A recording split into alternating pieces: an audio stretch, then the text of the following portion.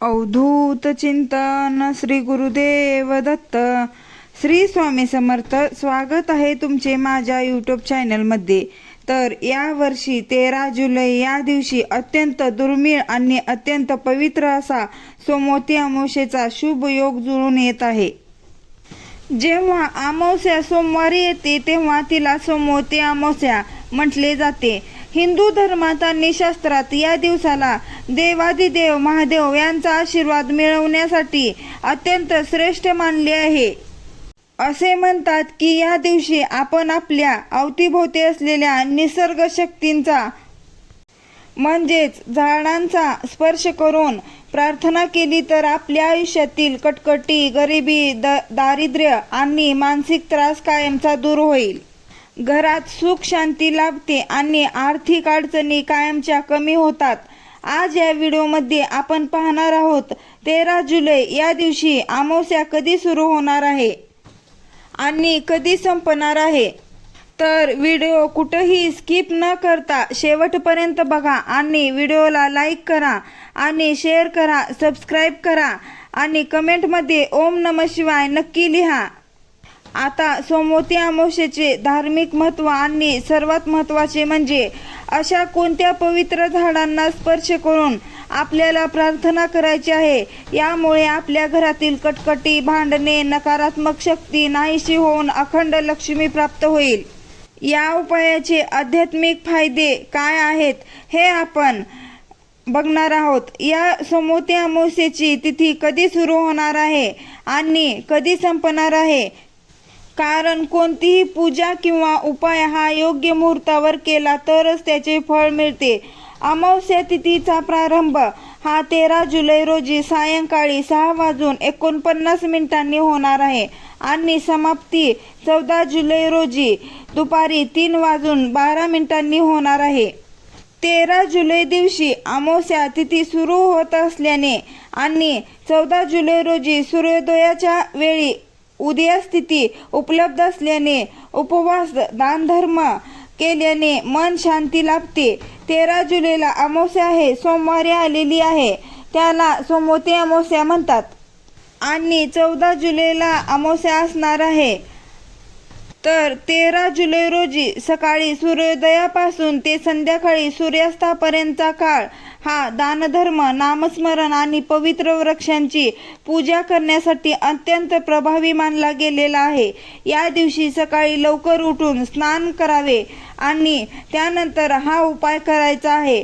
सोमवती अमावस्येला एवढे महत्त्व का दिले गेले आहे? सोमवार हा दिवस शिवशंकराचा दिवस मानला जातो आणि अमावस्या ही पूर्वजांची, पितरांची तिथी मानली जाते. जेव्हा सोमवार आणि अमावस्या एकत्र येतात तेव्हा शिवकृपा आणि पितृकृपा एकाच वेळी प्राप्त होते. या दिवशी विवाहित महिला आपल्या पतीच्या दीर्घायुष्यासाठी आणि घरातील सुख समृद्धीसाठी तुळशीची पूजा करतात. तुमच्या कुंडलीत पितृदोष असेल तर, मानसिक तणाव असेल किंवा घरात पैसा टिकत नसेल तर सोमवती अमावस्येला हा उपाय करा. आपल्या सनातन संस्कृतीमध्ये आपल्या निसर्गाला देवांचा दर्जा दिलेला आहे. काही ठिकाणी विशिष्ट वृक्षांमध्ये दैवी ऊर्जा आणि सकारात्मक लहरीचे प्रमाण खूप जास्त असते. सोमवती अमावस्येच्या दिवशी या 3 झाडांना शांत मनाने, श्रद्धेने स्पर्श करून प्रार्थना केल्यास घरातील दुःख, दारिद्र्य निघून जाते. आता आपण जाणून घेऊया या 3 झाडांबद्दल. पहिले झाड म्हणजे बेलाचे झाड. तर बघा, शास्त्रानुसार बेल वृक्षाच्या मुळामध्ये भगवान विष्णू, मध्य भागात माता लक्ष्मी आणि अर्घ्य भागात महादेवांचा वास असतो. तर कसा उपाय करावा? तर 13 जुलै रोजी सोमवती अमावस्येच्या दिवशी स्वच्छ कपडे परिधान करून एका तांब्यामध्ये शुद्ध पाणी घ्या. त्या पाण्यात थोडेसे गंगाजल आणि थोडे कच्चे दूध टाका. हे जल बेल वृक्षाच्या मुळाशी अर्पण करा. त्यानंतर दोन्ही हात बेल वृक्षाच्या झाडाला स्पर्श करा आणि म्हणा, हे महादेवा, हे महालक्ष्मी, माझ्या घरातील दुःख, दारिद्र्य दूर करा आणि आम्हाला सद्बुद्धी आणि समृद्धी द्या. या झाडाला स्पर्श केल्याने घरातील नकारात्मक ऊर्जा नाहीशी होते आणि धनलाभ होतो. त्याचबरोबर तिथे तुम्हाला तुपाचा दिवा लावायचा आहे. हा पहिला उपाय आहे, तो बेलवृक्षाच्या झाडाजवळ करायचा आहे. आता दुसरे जे झाड आहे ते म्हणजे पिंपळाचे झाड. श्रीमद भगवद्गीतेमध्ये श्रीकृष्णाने म्हटले आहे की वृक्षांमध्ये मी पिंपळ आहे. अमावस्येच्या दिवशी पिंपळाच्या झाडामध्ये माता लक्ष्मी आणि भगवान विष्णू यांचा वास आहे.